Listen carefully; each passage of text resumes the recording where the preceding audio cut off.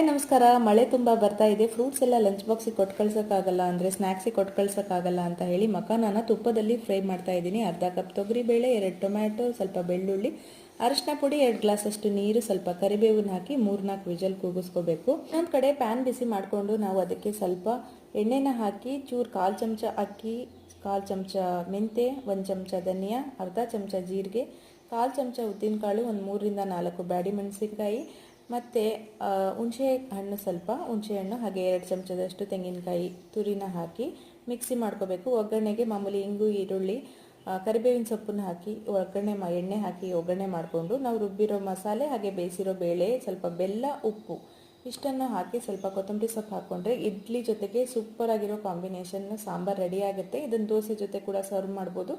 ರಾತ್ರಿನೇ ಸ್ವಲ್ಪ ಡ್ರೈ ಫ್ರೂಟ್ಸ್ನ ನಾನು ನೀರಲ್ಲಿ ನೆನೆಸಿಟ್ಟಿದ್ದೆ. ಡ್ರೈ ಫ್ರೂಟ್ಸ್ ಮಿಲ್ಕ್ ಶೇಕ್ ಸರ ಮಾಡಿ ಕೊಡ್ತಾ ಇದ್ದೀನಿ. ಈ ಸಾಂಬಾರ್ ರೆಸಿಪಿ